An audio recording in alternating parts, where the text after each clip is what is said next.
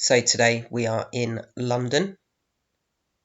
We are going on a special trip to the Sea Life Centre. It's near the London Eye on the south bank of the River Thames. The Sea Life Centre was opened in 1997 and in a normal year more than 1 million people go. So we're going to go along today to have a look at some sea creatures. So here is the aquarium, and that is where we're headed. And as we enter the aquarium, the first thing we get to do is the shark walk. Sharks have lived in our oceans for more than 420 million years, which actually makes them older than trees. Their brains have evolved to become more intelligent and devoted to their senses, mainly their ability to smell. They have a really strong sense of smell. There are over 500 different species of shark in our ocean, and we're going to meet a few of them here at the Sea Life Centre.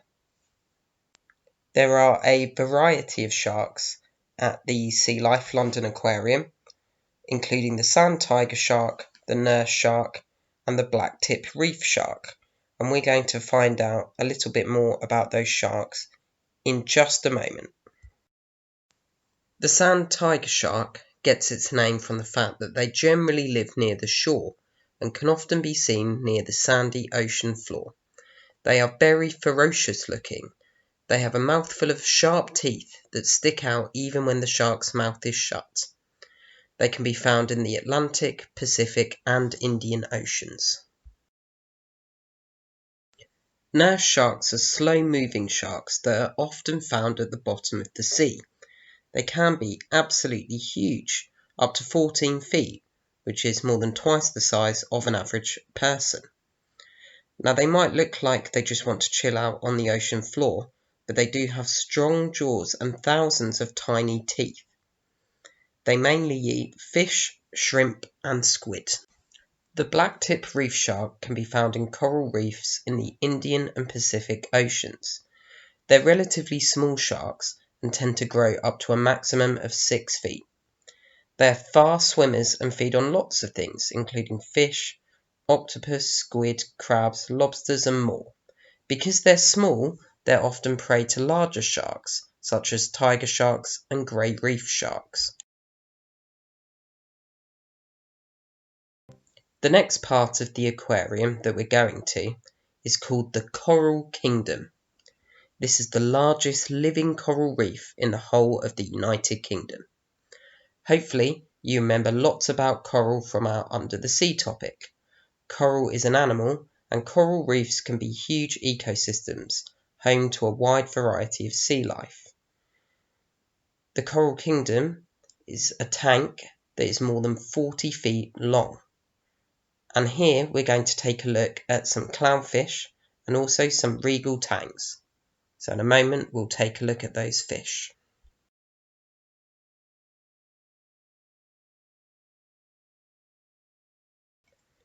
Clownfish are found in the warm waters of the Indian and Pacific Oceans, including the Great Barrier Reef of Australia.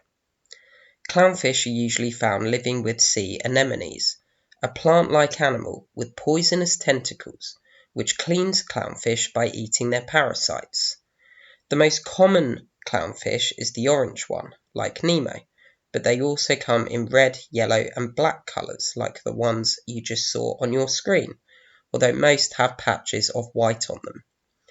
Clownfish are usually between 10 centimetres and 18 centimetres long. All clownfish are born male, but can become female. Female clownfish lay around 1,000 eggs, which male clownfish will then guard.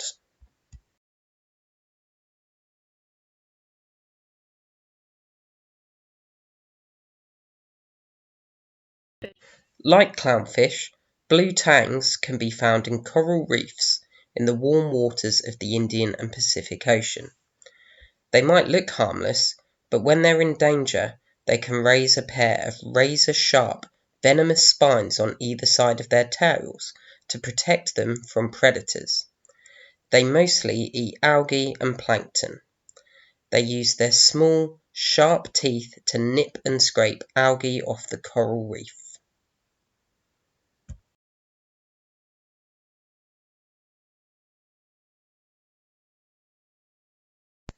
We are now in the Ocean Invaders section of the aquarium, and in this zone we're going to see all kinds of different jellyfish. Right now you're seeing the moon jellyfish. The moon jellyfish is made mainly of water. It is a carnivore and it eats plankton, fish eggs and shrimp. Moon jellyfish are usually clear and transparent, but their colour changes depending on what they have been eating, which you can see in this footage.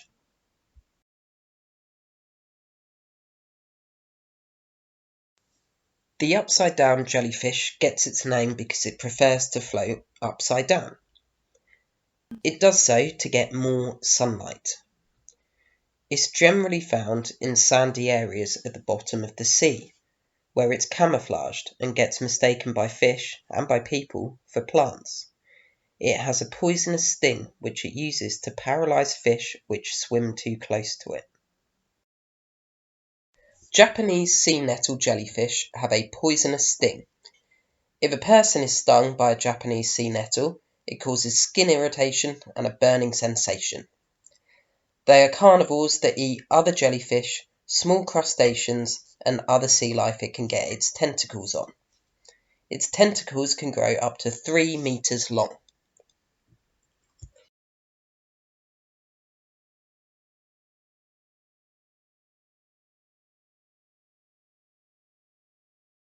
The next area of the aquarium that we're heading into is the seahorse kingdom.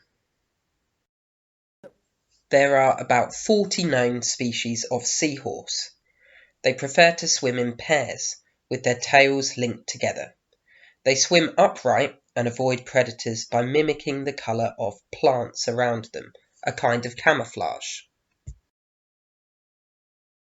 We're going to take a look at the common seahorse, also known as the yellow seahorse. Did you know that an adult seahorse has to eat about 50 times a day? It eats 3,000 pieces of food in one day, so it has a big appetite. Now, this kind of seahorse can actually be found around the UK, mainly on the west and south coast of Britain. However, less commonly there have been sightings of them in the North Sea and English Channel too. So here it is, a common or yellow seahorse. The weedy sea dragon is closely related to seahorses. They are found off of the coast of Australia. They get their names from the fact that they have a weed-like growth on their body, and also because they float around seaweed beds and are camouflaged and difficult to spot when they're hiding in them. This protects them from predators because it makes them difficult to find. They even float around like seaweed.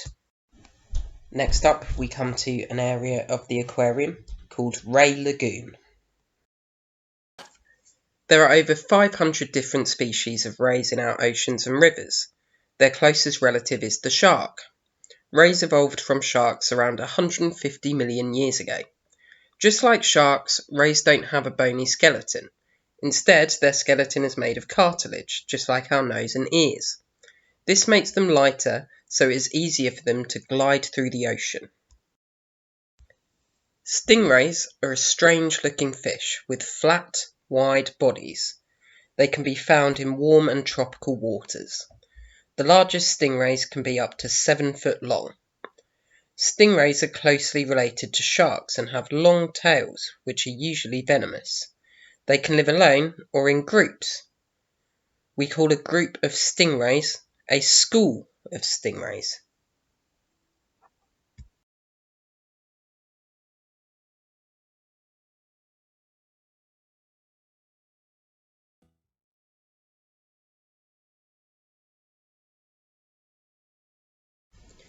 The bowmouth guitarfish is a cross between a shark and a fish.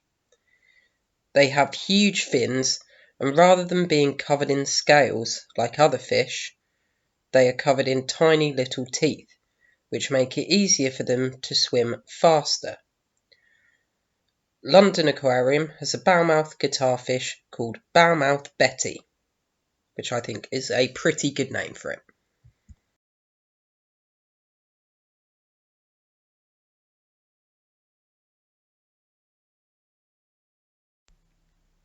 London Aquarium is also home to a green sea turtle, and we're going to find out about green sea turtles. London Aquarium has 2 green sea turtles.